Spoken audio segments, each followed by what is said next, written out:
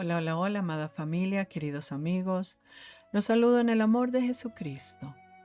Hemos estado orando por ustedes, por la paz de su alma, por su salud y gozo, y por todas las familias que sean fortalecidas y restauradas por el Señor. Mi oración es que mientras escuchas este episodio, el Espíritu Santo ministre sus corazones, traiga descanso a sus pensamientos y nos acerque cada día más a los pies de Jesús. Esta semana en Voces de Aliento vamos a tratar un tema profundo y necesario. No porque no lo has oído antes o porque no lo sepas, pero porque hoy vamos a meditar con el Espíritu Santo. Le pido que se regale estos minutos en silencio. Silencie su mente y calle su corazón para que pueda meditar con nosotros. Comenzamos preguntándonos por qué y cuándo comienza a estar nuestra alma cautiva. Vamos a descubrir de dónde nace el alma, para qué fue creada, qué sucede cuando comienza a escuchar voces diferentes a la voz de su creador y cómo puede terminar viviendo cautiva en heridas, temores, mentiras, recuerdos, relaciones o patrones que gobiernan su interior.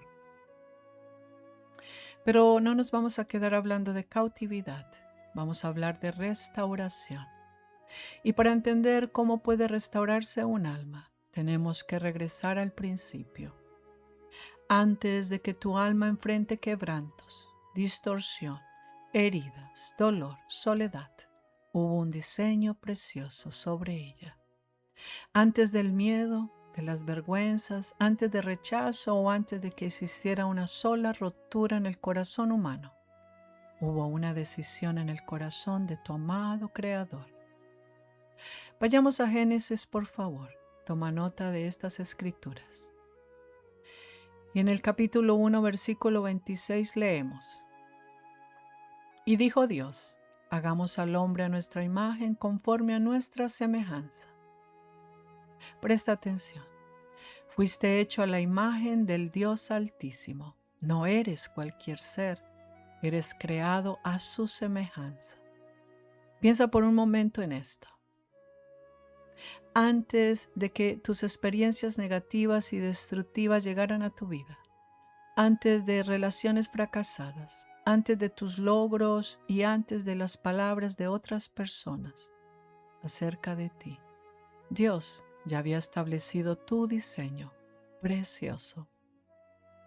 El hombre fue creado para llevar la imagen de su Creador, relacionarse con Él y vivir bajo su presencia y su gobierno. Tu diseño original fue pensado para la comunión con Él. Pero después llegamos a una de las escenas más íntimas de toda la creación. Acompáñame a Génesis 2:7.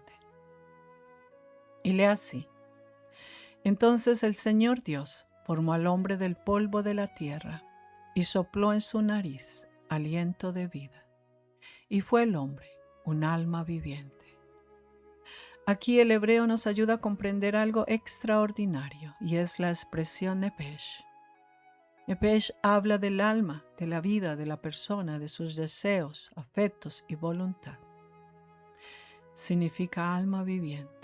Dios formó el cuerpo del polvo y luego sopló su vida sobre ti. Y el hombre llegó a ser Nepesh, un alma viviente. Meditemos. El alma humana comenzó bajo el soplo de la vida de Dios.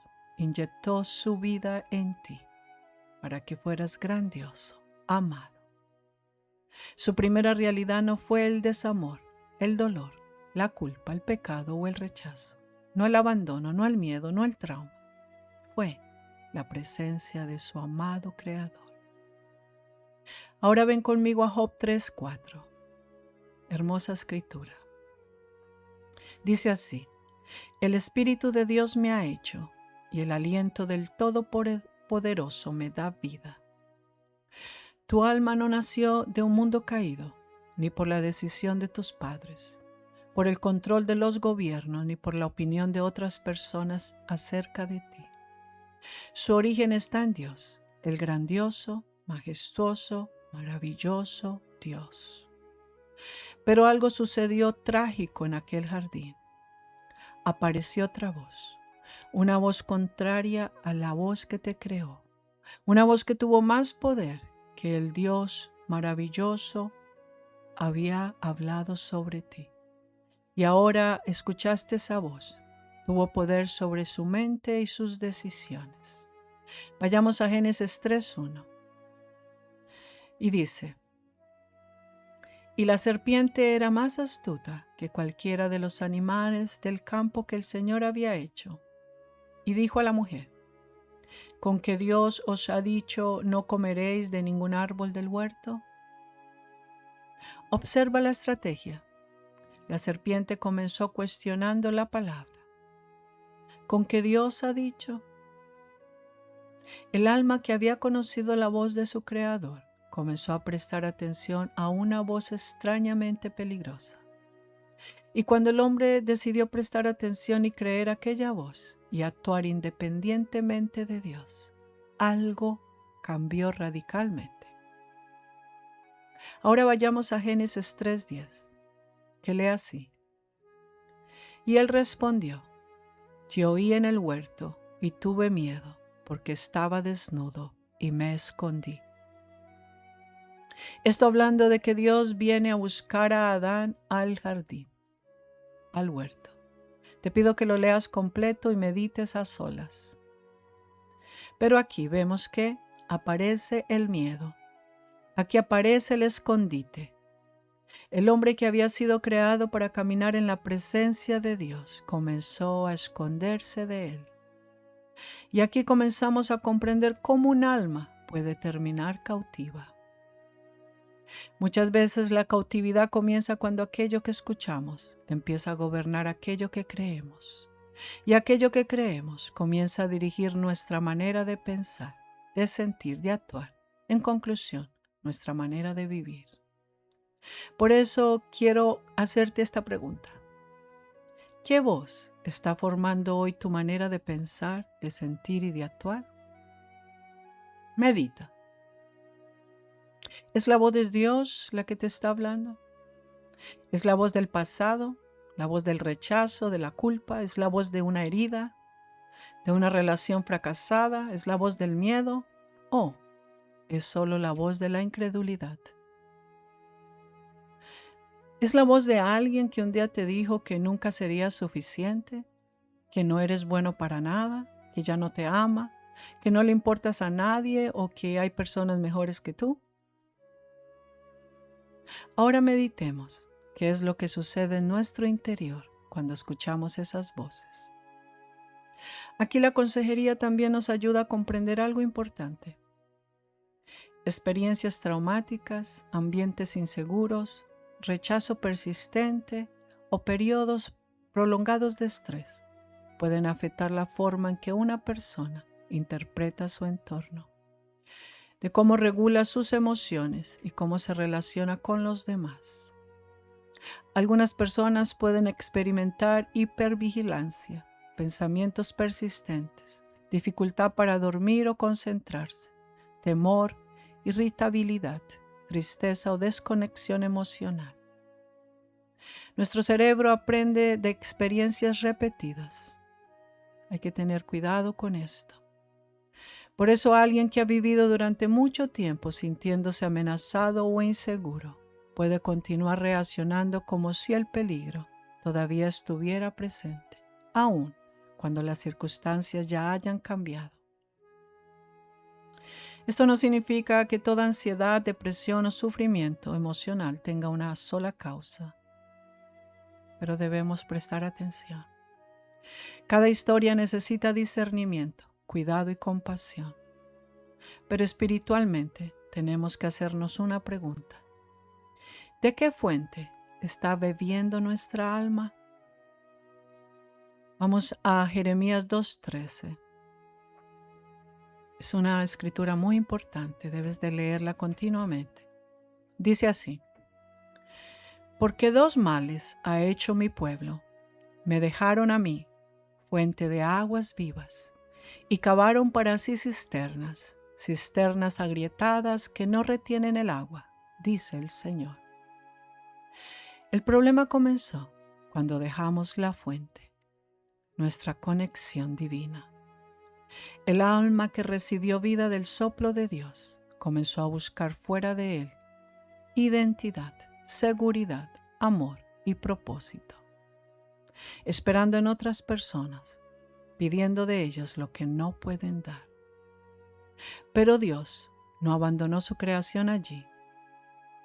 La caída no canceló el plan hermoso de redención de Dios.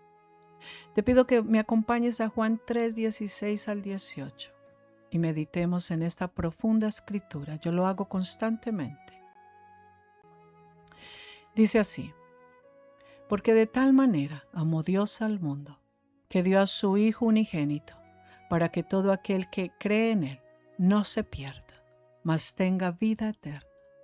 Porque Dios no envió a su Hijo al mundo para juzgar al mundo, sino para que el mundo sea salvo por Él. El que cree en Él no es juzgado. El que no cree ya ha sido juzgado, porque no ha creído en el nombre del unigénito Hijo de Dios. Aleluya. Tenemos un Redentor que ha pagado un precio muy alto por nuestra alma. Jesús entregó su vida para reconciliarnos con el Padre y nunca lo debes de olvidar. No fuiste creado para permanecer cautivo, sino para ser libre. Acompáñame a Efesios 2:10, que dice: porque somos hechura suya, creados en Cristo Jesús para buenas obras, las cuales Dios preparó de antemano para que anduviéramos en ellas. Y el salmista dice en el Salmo 139:14: te alabaré, porque asombrosa y maravillosamente he sido hecho. Maravillosas son tus obras, y mi alma lo sabe muy bien. Escucha esa expresión. Mi alma lo sabe muy bien. Mi alma está segura, está convencida, no hay nada que la pueda hacer dudar. Pero ¿por qué lo olvido? Por eso tenemos que volver a hablarle a nuestra alma. Y es algo que debes empezar a hacer desde hoy. El salmista nos recuerda en el Salmo 103 del 1 al 5. Lee así: bendice alma mía al Señor, y bendiga todo mi ser su santo nombre. Bendice, alma mía, al Señor, y no olvides ninguno de sus beneficios. Él es el que perdona todas tus iniquidades, el que sana todas tus enfermedades, el que rescata de la fosa tu vida, el que te corona de favor y de compasión, el que sacia de bien tus anhelos, de modo que tu juventud se renueve como el águila. David le recuerda a su propia alma quién es Dios y quién es Él en Dios. Pregúntate si tú lo has hecho o lo has dejado de hacer y regresa a ese hábito. Porque un alma herida puede olvidar, un alma cansada puede olvidar, un alma cautiva puede comenzar a creer aquello que siente y define como su realidad. Pero la palabra de Dios vuelve a colocarla frente a la verdad. En el Salmo 42:11 leemos: ¿por qué te abates, alma mía, y por qué te turbas dentro de mí?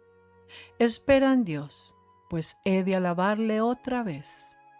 Él es la salud de mi rostro y mi Dios.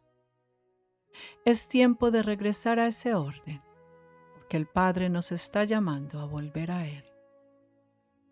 No podemos permitir que nuestras emociones gobiernen aquello que Dios diseñó para vivir bajo su espíritu.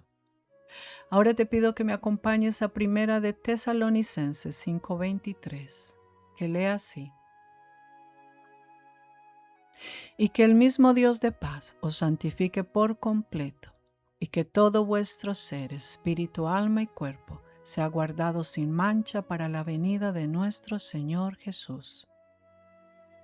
Necesitamos que Dios santifique todo nuestro ser, espíritu, alma y cuerpo.